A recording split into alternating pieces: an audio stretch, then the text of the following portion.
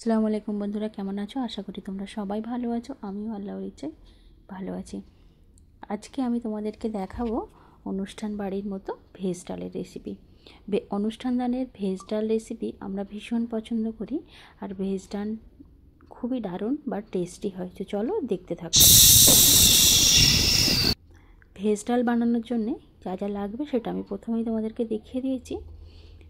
আর এখানে নিলাম মুগ ডাল, বিনস, গাজর, ফুলকপি আর টমেটো। আরও কিছু লাগবে, সেগুলো আমি স্টেপ বাই স্টেপ দেখিয়ে দিচ্ছি। অবশ্যই ভিডিওটা স্কিপ না করে দেখো, তাহলে পুরো ভিডিওটা জুড়ে থাকলে পুরো রেসিপিটা একদম পারফেক্ট তৈরি করতে পারবে। তো দেখতেই পাচ্ছ, তোমাদের সঙ্গে কথা বলতে বলতে আমি 200 গ্রাম মুগের ডাল নিয়েছিলাম, আর এই মুগের ডালটা আমি শুকনো গলায় ভেজে নিয়েছি। অবশ্যই একটুখানি 7 থেকে 8 মিনিট যদি ভেজে নেওয়া যায়, একটা লালচে হালকা ব্রাউন কালার চলে আসবে।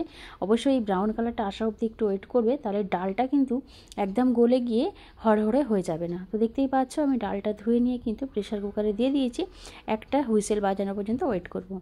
এরপর আমি কড়াই বসিয়ে দিয়েছি। কড়াইয়ে কিন্তু আমি সবার প্রথমে কাজু আর কিশমিশটা ভেজে নেব। একদম হালকা ফ্রাই করে নেব কাজু কিশমিশটা। দেখতেই পাচ্ছ আমি কতটা ফ্রাই করলাম। অল্প একটু ফ্রাই করে তুলে নিলাম কাজু আর কিশমিশটা। তেল কিন্তু এখানে আমি আর দেবো না এখন, ওই তেলে কিন্তু আমি বাকি সবজিগুলো ফ্রাই করে নেব। তো আগে যে সবজিগুলো সিদ্ধ হতে দেরি হবে, সেই সবজিগুলো কিন্তু আমি আগে দিয়ে ভেজে নেব। আগে গাজর দিয়েছি, তারপর দিলাম ফুলকপি। ফুলকপি আর গাজরটা একটু নাড়াচাড়া করে নেব। মিনিট 3 ভাজার পরে তারপর কিন্তু বাকি সবজিগুলো দেব। আর মুগের ডালটা কিন্তু একটু সময় ধরে খুব ভালো করে নাড়াচাড়া করে নিয়ে কিন্তু জল দিয়ে ধুয়ে প্রেশার কুকারে আমি বসিয়ে দিয়েছি। একটা সিটি দিলে কিন্তু প্রেশার কুকারে সিদ্ধ হয়ে যাবে, অথচ কিন্তু ডাল গলে যাবে না, গোটা গোটা ভাবটা থাকবে ডালের। তো ডাল কতটা গলছে, কতটা গোটা গোটা ভাব থাকবে সেটাও কিন্তু আমি দেখিয়ে দেবো। তো চলো দেখতে থাকো স্টেপ বাই স্টেপ। তো দেখতে পাচ্ছ, এখানে 3 মিনিট মতো গাজর ফুলকপিটা ভেজে নিয়ে আমি বাকি বিনসটা দিয়ে দিয়েছি। আমি আমার যতটা প্রয়োজন লাগবে সেই বুঝেই কিন্তু আমি সবজিটা দিয়েছি। তোমরা এখানে বাড়িয়ে কমিয়ে নিতে পারো সবজি। তো এখানে তোমরা মটরশুঁটিটাও অ্যাড করতে পারো। আমার কাছে মটরশুঁটিটা ছিল না, সেই জন্য আমি মটরশুঁটিটা এখানে দিইনি। দেখতেই পাচ্ছ।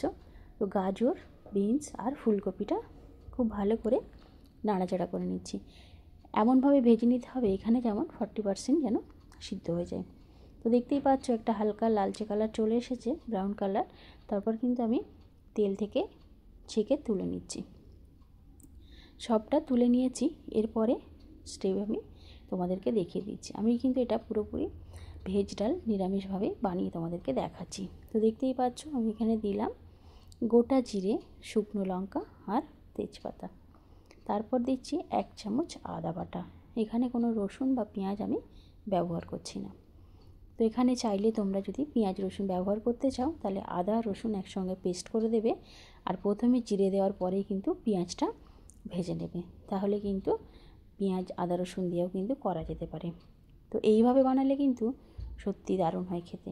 একবার এইভাবে বানিয়ে দেখো, আর পেঁয়াজ রসুন কিন্তু লাগবে না।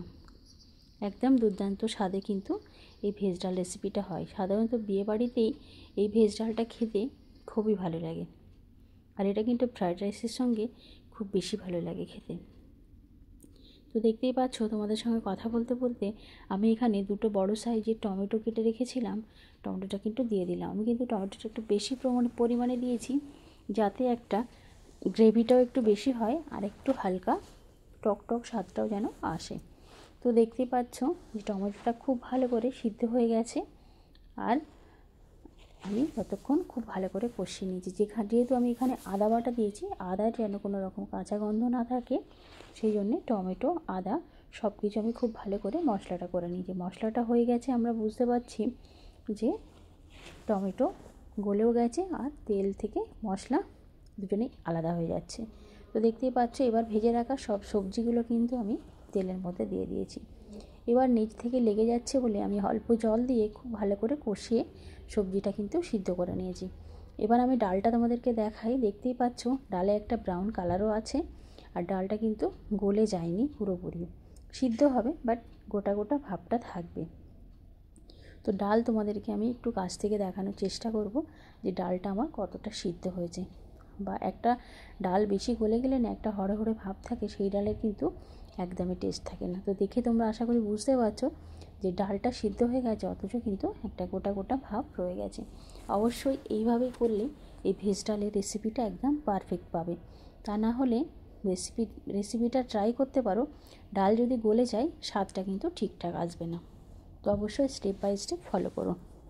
তো দেখতেই পাচ্ছ আমি তোমাদেরকে একটু হাত দিয়ে দেখানোর চেষ্টা করছি যে ডালটা কতটা গোটা আছে আর কেমন গলে গেছে।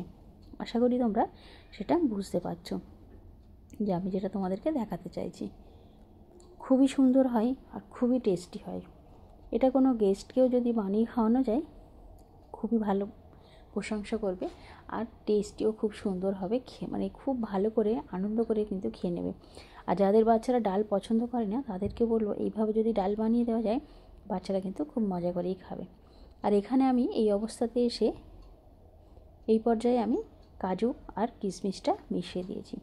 এখানে একটু চিনিও দিলাম, চিনিটা টেস্টটাকে ব্যালেন্স করার জন্য। খুব বেশি কিন্তু মিষ্টি হবে না, তবে খুব সুন্দর একটা টেস্ট ব্যালেন্স করবে। খুব ভালো লাগে একটুখানি চিনিটা মেশালে। তো যারা চিনি অ্যাভয়েড করতে চাও, এখানে আমি বলবো সামান্য একটু গুড় দিলেও কিন্তু হবে। তো দেখতেই পাচ্ছ আমি এখানে কাঁচা লঙ্কা কেটে রেখেছিলাম দুটো বড় সাইজের, সেই লঙ্কাটাও এখানে মিশিয়ে দিলাম। অবশ্যই ঝালটা নিজেদের মতো বুঝিয়ে দিতে হবে। আমার এই যে লঙ্কাগুলো দিলাম, লঙ্কাগুলোতে খুবই ঝাল, সেই জন্য আমি 2 পিসই দিয়েছি। যেহেতু আমার বাচ্চারা খাবে সেই জন্য আমি খুব বেশি ঝাল দিতে চাইনি। তো একদম প্রায় হয়ে এসেছে ভেজ ডালটা আমার। আর এখন দিলাম হাফ চামচের মতো গরম মশলা। অবশ্যই গরম মশলাটা এই পর্যায়ে এসে মিশিয়ে দিতে হবে। আর একদম শেষ পর্যায়ে এসে গেছি। এবার আমি একটু বেশি পরিমাণ ধনিয়া পাতা কুচি দিলাম। অবশ্যই শীতকালে যে কোনো রেসিপিতে একটু বেশি করে ধনিয়া পাতা দিলে খেতে কিন্তু দারুণ হয়, আর খুব সুন্দর একটা টেস্টও আসে, আর সেন্ট কিন্তু ফ্লেভারটাও খুব ভালো থাকে। তো দেখতেই পাচ্ছ ধনেপাতা দিয়ে খুব ভালো করে মিশিয়ে দেওয়ার পর আমি 1 চামচ মতো ঘি খুব ভালো করে ডালের সঙ্গে মিশিয়ে দিচ্ছি। এরপরে আমি দেবো এর ওপরে একটা ভাজা জিরে গুঁড়ো, ড্রাই রোস্ট করা জিরেকে গুঁড়িয়ে রাখা আছে, সেই জিরে গুঁড়োটা এর ওপরে ছড়িয়ে দেবো।